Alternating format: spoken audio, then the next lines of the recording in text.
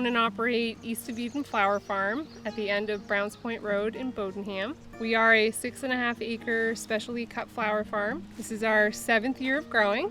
We participate in 3 weekly farmers markets in Brunswick on Tuesday, Fridays, and Saturdays. We also have a 90-member CSA where people get weekly, bi-weekly, or monthly bouquets.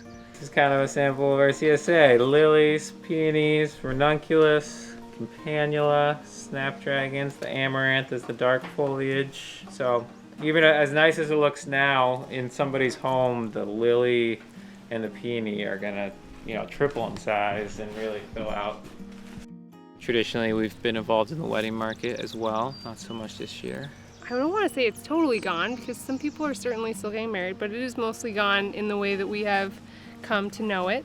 We responded this spring by increasing our CSA membership. People are recognizing that this is a dangerous moment for small businesses and are just going totally out of their way to be supportive. Additionally, we should express our gratitude to the Bowdoinham Community Development Initiative, who pretty much immediately sprang into action fundraising to provide grants to agricultural producers in Bowdoinham. We felt really fortunate for that, so very grateful. I think that this season is shaping up to be really great in a lot of ways. A lot of people saying that this is part of their self-care. People are finding flowers to be incredibly meaningful this year. And with more people spending time at home and having to forego a lot of the activities that they've turned to before for comfort and solace, I think that having fresh flowers in your home is a really nice way to remind yourself that there is a lot of beauty in the world.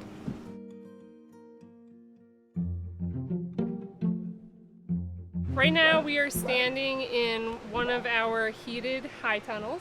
This is our most valuable growing space. It's got a heater, it's a 4-season tunnel, so this Gothic shape that it has, it holds heat really well, and it also sheds snow, so it keeps plastic on it all winter long.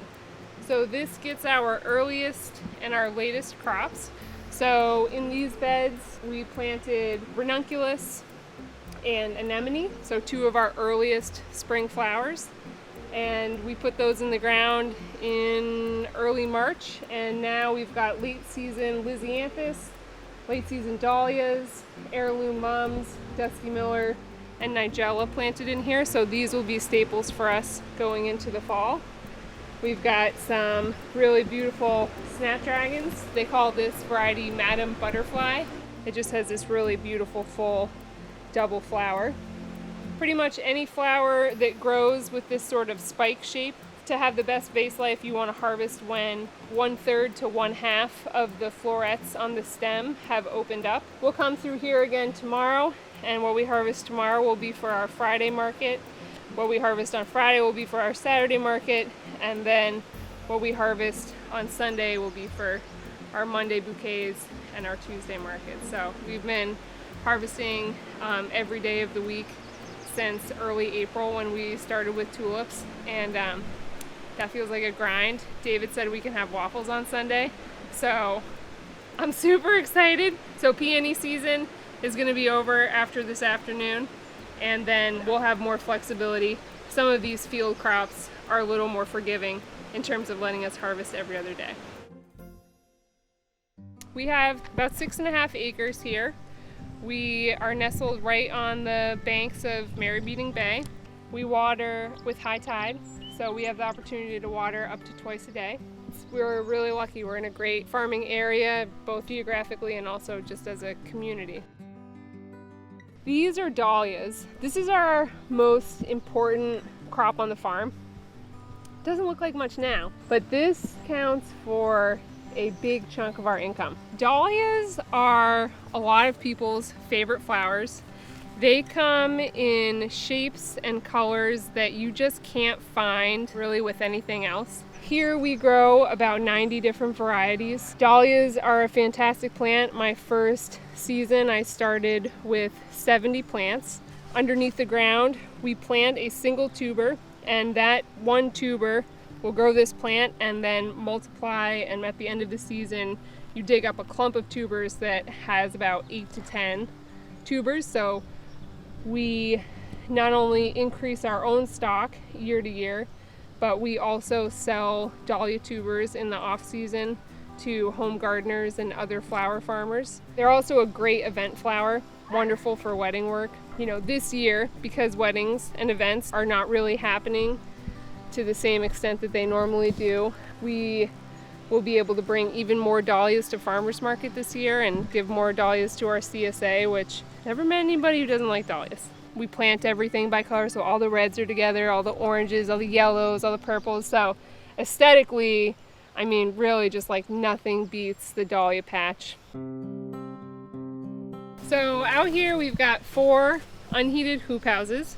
So these are just simple structures that we use mainly for season extension in the early spring and early fall. In here we've got our last round of ranunculus winding down, and then we also have, these are Icelandic poppies. These are bachelor button. Yeah, nice spring flower. And this is a plant called Cynoglossum, also known as Chinese forget-me-not. And then, yeah, this is a really pretty flower called Linaria. They look like little snapdragons, sort of a delicate, airy flower to add to bouquets. They look quite a bit like a snapdragon. If you were here right now, you could smell that they actually do have a really beautiful, delicate fragrance. Basically, all I've ever found are 2 varieties. This Lycilia azure, and then this Lycilia peach. So pretty, that vivid purple and coral color. Here, these are some woody perennials. These are long-lived perennials that don't die back to a crown every year, so every year they get bigger. I use a lot of this in arrangements. Here we've got 9-bark, quite a few different varieties here. I think this might be the summer wine, and it has these really beautiful flowers. And in the fall, the foliage is just so lovely. 9-bark. We also grow spirea. I grow a little bit of euonymus, which I use a lot for flower crowns or boutonnieres. We planted everything pretty close in here, sort of at like a nursery spacing, and eventually need to plant these out so that they have a little bit more room. Yeah, they're ready to stretch their legs. They'd like a little bit more room.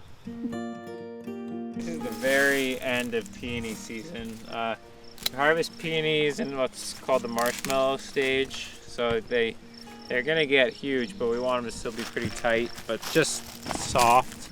So we pretty much just harvest it as far down as we can while still leaving some foliage on, because it is a perennial, so we want it to keep a little foliage before it dies back.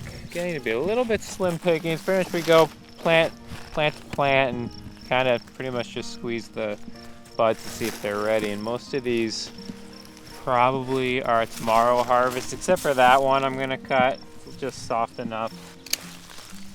Strip off lower foliage. There's a couple hundred here, and we have gone through them in just about a week.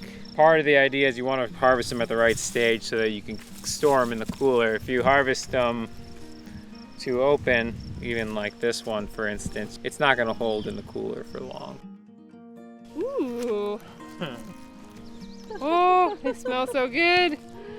There you go. Peonies. Oh, they make us work so hard, but look at them. They're so pretty. This is our first really awesome peony year. Last year we sort of started to harvest them in earnest, but it takes a long time. But yeah, look at those. Ooh. And this is really the stage that you want to get them at, what they call the marshmallow. So the bud is fully colored and there's just a little bit of give to them.